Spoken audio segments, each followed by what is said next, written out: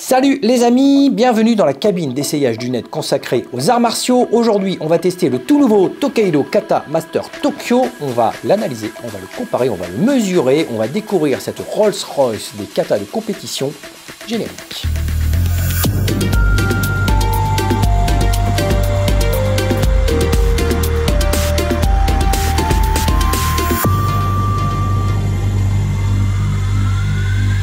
Alors Tokaido a pris cette petite mauvaise habitude d'ailleurs de nous perdre un petit peu, de créer la confusion dans tous ces modèles, entre les modèles qui sont disponibles uniquement au Japon, ceux qui ont un tissé et une valeur purement japonaise, du Made in Japan, et des modèles qui sont orientés Occident, avec des tissés plus légers, plus claquants, des tissés plus modernes, souvent fabriqués au Pakistan, et au final, on a un petit peu du mal à se repérer entre différents modèles qui sont parfois made in Japan, parfois pas made in Japan.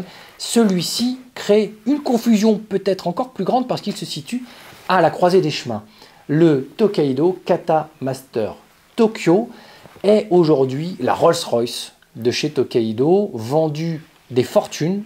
C'est un peu comme la bourse, c'est-à-dire que au bout de quelques mois, on sent qu'il prend de la valeur, et celui-ci vient clairement de prendre de la valeur entre le moment où je l'ai acheté et le moment où je fais cette vidéo. Il a pris à peu près 30% de valeur supplémentaire à l'achat. Ça veut dire qu'aujourd'hui, il va être disponible entre 360 et 400 €. Donc vous voyez qu'on est quand même sur un très haut de gamme, sur on va dire le porte-étendard désormais de Tokaido pour l'Occident, parce qu'il s'agit à la fois d'une tenue spécifique pour la compétition, d'ailleurs qui a été totalement créée, conceptualisée et étudiée avec des athlètes lors des Jeux Olympiques en 2020, pour concevoir une tenue idéale et spécifique, donc avec des critères sportifs et modernes, mais avec pour le coup le respect de Tokaido, de cette firme, de cette première firme japonaise manufacturier de tenues de karaté, à savoir du Made in Japan, avec cette petite conscience du détail, de la perfection et de la noblesse de la tenue. Donc on est un petit peu à la croisée des chemins, c'est-à-dire que c'est toutes les traditions de Tokaido et toute la modernité du sport et de la compétition qui viennent se confronter dans une tenue assez étrange et pour le coup, qui porte bien, on va dire, sa mention de haut de gamme. Donc ici, on est toujours sur une tenue comme ce que fait Tokaido depuis des années maintenant, en très grande majorité, hybride entre coton et polyester. On est sur du synthétique à 30% et sur 70% de coton, avec ici un tissage en 12 oses, mais extrêmement bien pensé, extrêmement fin. Parce qu'en fait, par rapport aux 12 oses habituels qui peuvent m'entourer, par exemple un Yakudo ou un SSA qui déjà a l'air plus léger, eh bien, on a l'impression de porter des pierres sur soi lorsque, soudainement, on passe au Kata Master Tokyo. Le Kata Master Tokyo, c'est une plume. On a, comme d'habitude, le logo Tokaido qui, cette fois, est écrit en toutes lettres, alors qu'on a vu qu'un de temps en temps, par exemple, sur un athlétique, il est écrit, sur un mix, il n'est pas écrit, on a juste le gros macaron. Ça varie. Ici, on a un tissé plutôt fin, plutôt léger, plutôt joli. Sur le logo à la poitrine, on a exactement le même dans le dos au niveau de la nuque. Et à noter qu'on ne l'a pas sur le bas du pantalon. Ça, c'est très variable. Et même, j'ai envie de vous dire, encore une fois, dans la confusion de ce que peut proposer Tokaido, j'ai un Kata Master athlétique et en bas de la jambe, je n'ai pas le logo Tokaido. J'ai un ami qui a un Kata Master athlétique, on les a achetés quasiment en même temps. Lui a un logo Tokaido en bas de la jambe gauche. Donc, on ne sait pas trop. Logo, pas logo, c'est très surprenant. Et pour le coup, on a par rapport au mix, donc des logos beaucoup plus fins et un petit peu plus légers. Au niveau des labels, par exemple, ici on a un assez joli label Tokaido. On est encore sur des labels de type occidentaux, compétition, donc ces petits labels carrés, ces petits bouts de tissu. Les labels, pour ceux qui prennent ces cabines d'essayage en cours, les labels, c'est ça. Voilà, cette partie-là ou cette partie-là. Voilà. C'est ce qui va définir la marque sur la veste. Donc certaines marques maintenant ont bien compris. Seishin, par exemple, a fait un très beau logo. Ils essaient de simplifier les logos, ils essaient de les rendre les plus attractifs possibles parce qu'ils ont bien compris que ça participe un petit peu a une forme d'effet de mode et d'effet de qualité, de savoir un petit peu ce qu'on porte. Donc ici, là c'est l'ancien label traditionnel de Tokaido, le point rouge. On a des labels un petit peu plus modernes, le bleu par exemple qui est disponible au Japon, et on a vu que sur toute la gamme orientée aux Occidents, le label c'est un petit bout de tissu carré, fixé un petit peu bas de gamme pour le coup, et qui ne fait pas honneur à la noblesse de la tenue. Donc celui-ci est assez joli, même si ce qui est regrettable, c'est qu'il soit cousu avec un fil blanc alors que le label est noir. Là où le Kata Master Mix a un tissé noir et une couture noire. Donc ça se voit un petit peu. Après, très honnêtement, c'est pas ça qui fait la qualité de la tenue, mais quand même dans la présentation, personnellement, j'aime bien avoir un beau label noble et traditionnel. Là, on sent qu'on n'est pas sur une tenue qui veut représenter la tradition, on est sur une tenue qui veut représenter la modernité et la compétition. D'ailleurs, c'est pour ça qu'on a le gros placard au-dessus, approuvé WKF. Enfin, ça, c'est pas innocent. On a ce même type de label en haut du pantalon du côté droit. Donc, tenue de qualité que l'on va essayer à présent pour que vous puissiez avoir une idée de la longueur des manches, de l'ouverture des manches et des bras, de la longueur de la veste, et ça va pouvoir vous surprendre. Alors j'ai remis la ceinture noire pour l'occasion pour quand même respecter un petit peu la tenue. Alors ici, comme vous pouvez le voir, on est sur une tenue d'apparence classique sur le haut du corps, sur une tenue qui est très traditionnelle, typée japonaise. Par contre, lorsque l'on fait attention à certains détails, vous voyez, par exemple ici, on voit bien la cuisse qui part et qui se rétrécit vers le genou et justement qui repart vers le mollet en triangle inversé pour faire une grande ouverture au niveau de la cheville, une ouverture relativement courte et donc qui va aider à la compréhension du mouvement et de la posture martiale. On est ici sur donc, un pantalon très court, ouverture très large, on a largement dépassé les 30 cm d'ouverture. Au niveau de la veste, relativement longue, mais on n'est quand même pas tout à fait sur du mi-cuisse. Une veste relativement cintrée, pourquoi? Parce qu'elle s'évase en triangle, donc elle est relativement, on va dire, cintrée au niveau de la taille, et elle va s'évaser un petit peu pour les épaules, avec des manches quand même relativement fines, pour bien dessiner les segments, lorsque l'on va faire des techniques. Elle va être beaucoup plus large dans sa latéralité.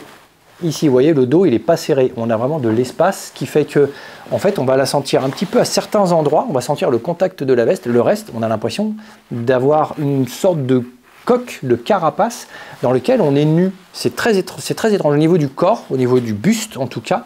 Au niveau des épaules, on ne sent pas forcément la tenue à tous les endroits, elle n'est vraiment pas collée au corps, elle n'est pas serrée, et c'est comme elle est très légère et qu'on sent bien le synthétique, c'est une sensation plutôt agréable, en tout cas quand on pratique. On a vraiment la sensation qu'on va pouvoir bouger la tenue avec nous, et ça va justement, c'est ce détail-là qui va intensifier le déplacement de la tenue et intensifier le claquant des mouvements que l'on va pouvoir faire en compétition. Donc ici, au niveau des segments, vous voyez l'ouverture au niveau de la Zenkutsu, elle est vraiment très large, elle part vers l'avant, elle est très esthétique. Je suis ici, on voit bien les segments du bras. Allez, hop, petite kokutsu, c'est pareil, on vient bien comprendre la posture. Ici, voilà. Hop, on pivote, un petit ageuke. Faire ainsi un kokutsu dans ce sens-là. Vous puissiez voir l'ouverture au niveau de la jambe arrière. Alors, je vais me mettre comme ça pour éviter la déformation lenticulaire de la caméra. Un petit yoko, ça ne mange pas de pain. Ça vous permet de voir aussi la longueur de la jambe. On voit bien qu'il est plus resserré en largeur au niveau du haut du corps qu'au niveau du bas de la jambe. Et donc, cette tenue-là, on va pouvoir la mesurer pour pouvoir la comparer et voir un petit peu ce qu'elle vaut par rapport aux autres tenues.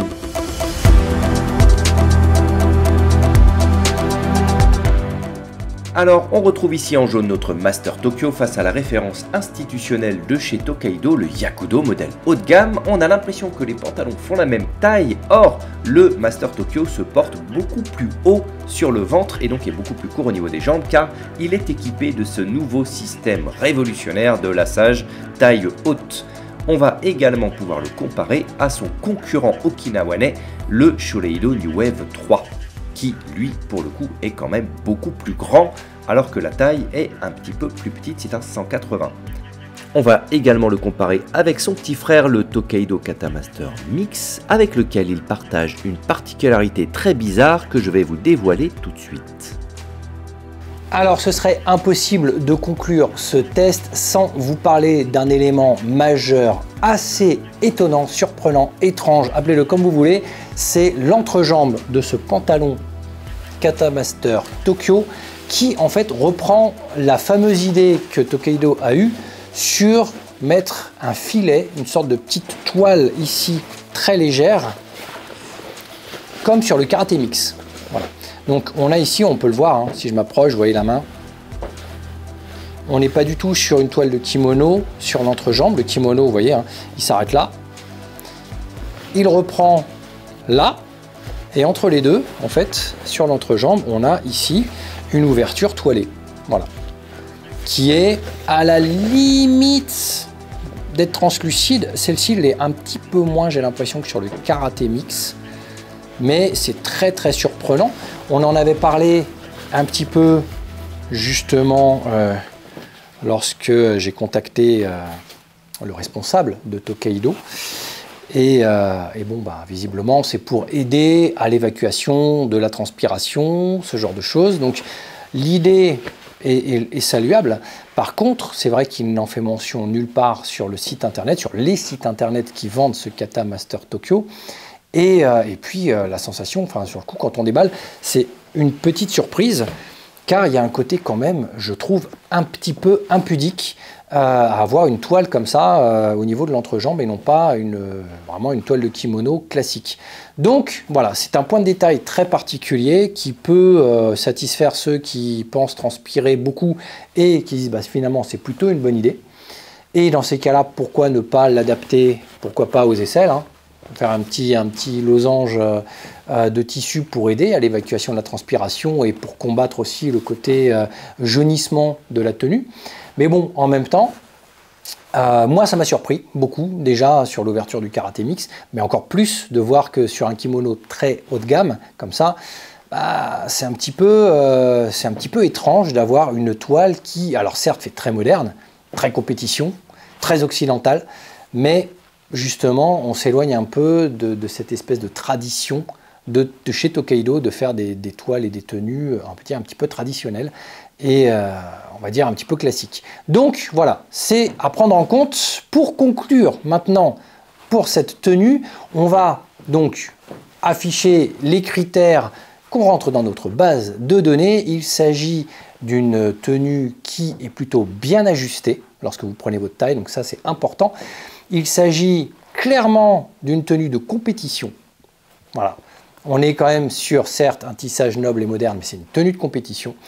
Et en tout cas, typé quand même vachement compétition. Et on est sur un toucher extrêmement doux. Voilà, ça, il n'y a rien à dire. Le toucher, la toile est vraiment de qualité. Les 3 points forts de cette tenue sont justement la qualité de fabrication. On sent bien qu'on est sur un haut de gamme de chez Tokaido, du Made in Japan. On voit qu'il y a un certain détail, une attention en tout cas apportée au détail et à la qualité de finition. Donc on est sur une tenue relativement noble, même si effectivement elle est moderne, elle est occidentalisée, elle est compétitrice. On est quand même sur du haut de gamme. De toute façon, hein, entre 330 et 390 euros, 360 pardon, 390 euros. On est déjà sur effectivement une tenue qui peut être très agréable au porté. On est sur une tenue qui est, deuxième point fort, très légère, très agréable au porté. Franchement, par rapport même à celle-ci, hein, qui est quand même déjà un SSA, qui est quand même super bien, quand vous portez celle-ci, waouh, il y a vraiment un confort de pratique qui est, je trouve, pas loin d'être inégalé. Et ça aussi, c'est nouveau, c'est assez impressionnant. Et pour moi, le troisième point fort, c'est l'originalité de la proposition de Tokaido, de faire une tenue qui est vraiment très noble, japonaise, avec justement une attention très particulière aux détails et à la qualité qui est purement japonaise. On est sur du Made in Japan. Alors qu'en fait, c'est une tenue de compétition et une tenue qui se veut moderne. Mais on a vu que Tokaido essaye de mettre un pas dans cette espèce de monde 2.0, dans cette modernité, dans ces nouveaux pratiquants qui font un peu de l'hybridation entre de l'histoire, de la tradition et justement cette évolution sur un karaté qui est beaucoup plus moderne. Donc on est ici sur un Keikogi purement compétition, avec justement cette proposition de se dire bah ouais, c'est pas parce que tu fais de la compète qu'il faut t'acheter une tenue à 100 € qui va juste claquer mais qui est pas forcément noble, qui est un peu bas de gamme. Bah non, pour ta compète, tu peux prendre un truc bien haut de gamme, purement japonais, bien fini, mais aussi en faire de la compétition parce qu'elle est vraiment purement taillée, orientée, il y a le petit filet, il y a tout ce qu'il faut pour vraiment l'identifier compétition. Donc c'est une proposition en tout cas qui est plutôt originale, audacieuse et relativement rare dans cet univers de proposition de la manufacture martiale. Au niveau des points faibles, parce que là quand même, pour moi le premier point faible qui est pour moi similaire à celui du karaté mix, c'est la toile qu'on a à l'entrejambe qui est quand même assez surprenante. Quand on fait uniquement du kata, ça ne pose pas fatalement de problème. Si on est amené à travailler par deux, à faire des projections, à faire du sol, ça peut être un petit peu dérangeant de se dire que j'ai les jambes écartées par terre ou voilà, et qu'on puisse voir cette toile avec par semi-transparence un peu les sous-vêtements que je peux porter en dessous. Ça peut tout d'un coup provoquer cette petite gêne dans la pratique, en tout cas cette espèce de pudeur. Donc pour moi, ça reste quand même un point faible. Le deuxième point faible, c'est le prix, hein, évidemment. C'est une tenue qui est certes haut de gamme. Pour certains, le prix, ça n'a pas forcément d'importance. Ceux qui ont les moyens de pouvoir injecter entre 300 et 400 € dans une tenue. Bon, on reste quand même dans un très haut de gamme. Ouais, le prix quand même, d'autant que c'est pas tant le prix, c'est plus cette espèce de courbe boursière de se dire que on va l'avoir à 330 € à un moment donné et puis tout d'un coup à 380 ou 390 € à un autre moment, à quelques mois d'écart. Ça, voilà, je trouve pas ça très, très logique et pas très respectueuse en tout cas par rapport à la tenue, par rapport aux pratiquants. Je trouve ça très étrange, même si je comprends bien que de toute façon, ce ne sont pas nos revendeurs ici qui décident. Hein, eux, ils sont dépendants du prix auquel on va vous vendre la tenue. Hein. On va leur vendre la tenue. Et pour moi, le troisième point faible, c'est un petit peu la confusion dans laquelle Tokaido nous plonge. C'est-à-dire que si on n'a pas, par exemple, un tuto, une vidéo, une cabine d'essayage qui vous montre et qui vous explique un petit peu les points forts, les points faibles, on peut vite se retrouver déconcerté à l'idée de mais qu'est-ce que c'est que cette tenue en fait?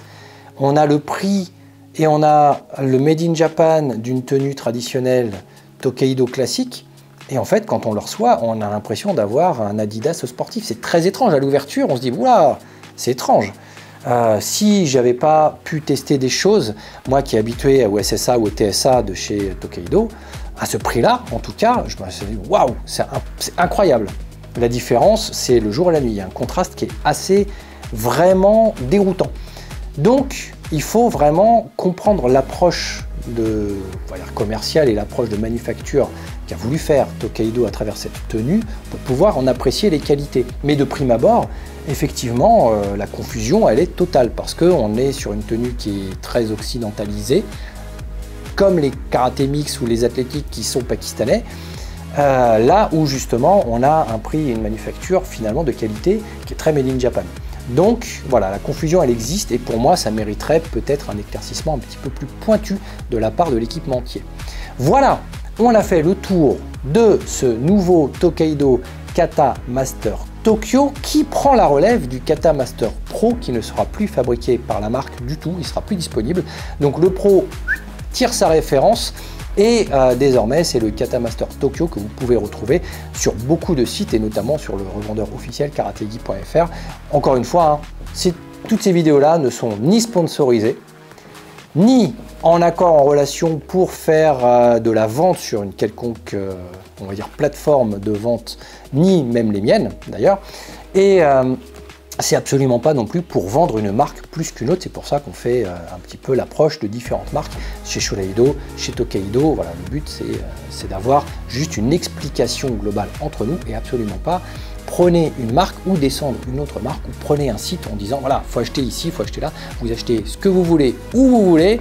Moi je n'ai de toute façon aucun royalties, aucun centime, aucun partenariat avec personne. Voilà, donc ceci étant dit, passez une très bonne semaine. À la semaine prochaine, ciao.